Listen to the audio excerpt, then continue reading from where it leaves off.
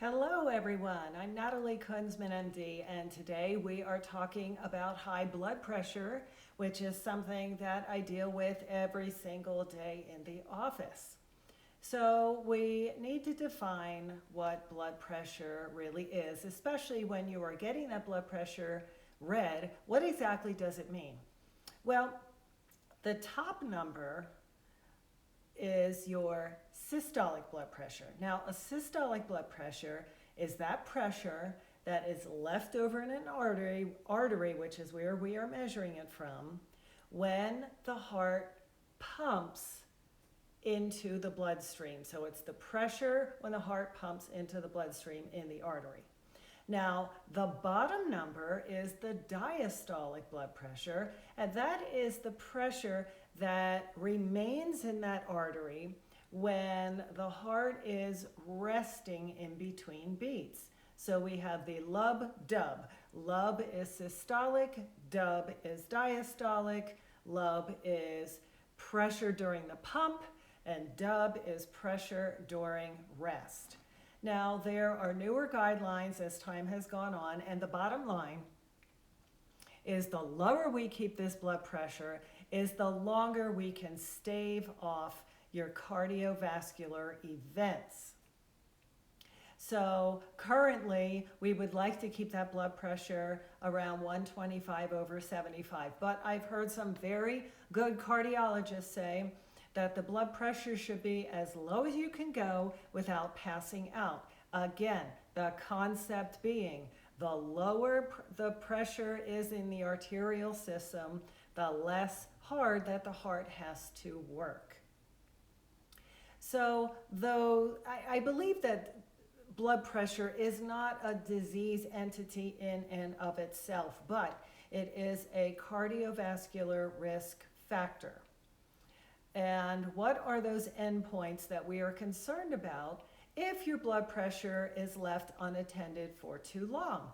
Well, we are talking about coronary artery disease. That is the plaque buildup in those hardened arteries that can cause a heart attack or a stroke or some of those warning signs such as a TIA.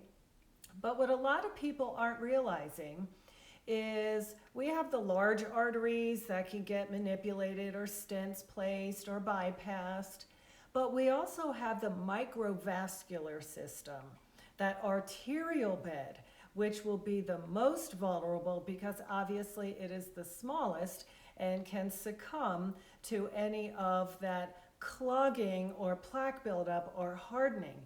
And where that leads us is to vascular dementia, cognitive impairments. We also can cause damage to your kidneys and create kidney scarring or kidney failure. And God forbid if that lends itself too far along, somebody would need dialysis. These small vascular beds or capillary beds can also cause damage to the eyes and retina, which is called a retinopathy, or even an optic neuropathy. Again, that microvascular area is heavily around the sacral plexus, and this can cause sexual dysfunction in men and women because now we have a reduced blood flow to those sex organs in that area. So those are the chronic long-term trickle-down effects from the blood pressure, but there can be hypertensive emergencies. So obviously high blood pressure is hypertension, so we can have hypertensive emergencies such as acute memory loss, acute personality changes, trouble concentrating, an irritability or a progressive loss of consciousness, a stroke, severe damage to one of the big arteries, such as an aortic dissection or a tear in one of the arteries. We can have some warning signs such as chest pain, but that warning sign can cause a sudden heart attack. Sometimes if there is impaired pumping of the heart, there can be a fluid backlog and a pulmonary edema, and that can happen very quickly. So that can also lend itself to a hypertensive emergency, and that sudden loss of kidney function. Now, for you pregnant women, there are hypertension related emergencies in the preeclampsia or eclampsia picture. And of course, one other acute hypertensive emergency could be sudden onset of blindness. Now, what makes somebody higher risk to developing hypertension?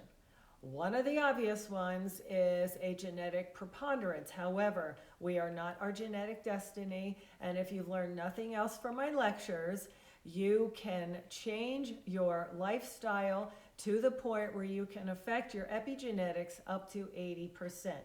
Now, that all being said, some of those contributing factors are aging, so the arteries can naturally harden with age, obesity, a poor diet that is not whole foods plant-based, physical inactivity. I can't stress this enough, that physical inactivity can lead to hypertension.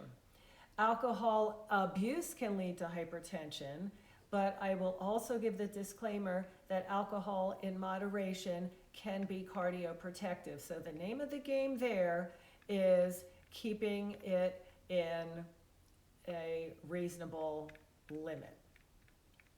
So what can we do outside of medicine? And of course, trust me, I will use these medicines when these levels are getting to the point that it is causing some of those end organ issues.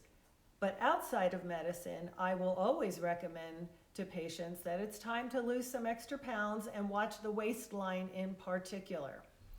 Exercise regularly, cardiovascular as well as resistance training. And of course, you're going to start slow and work your way up. Eat a healthy diet, and the dieting strategies for hypertension is something that is for another day, but in particular, reduce the amount of sodium in your diet. The salt in your diet can increase the fluid pressures in that artery and lead to an even higher pressure in that artery. Limit the amount of alcohol you drink, which is typically 1 alcoholic drink for a woman and 2 alcoholic drinks for a man. Quit smoking. I can't stress this enough. There are so many toxins in nicotine and the tannins that will make these tobacco products that it causes severe hypertensive issues. But quitting smoking, again, it is never too late and it can help. There's a little controversy on whether or not caffeine will contribute to high blood pressure. I think that is the same as alcohol, where if you keep it in moderation, you will be able to assist in your blood pressure control. Reduce your stress. We are all stressed. There are a lot of meditation techniques and energetic techniques that can help us reduce our stress, as well as modifying our life in general.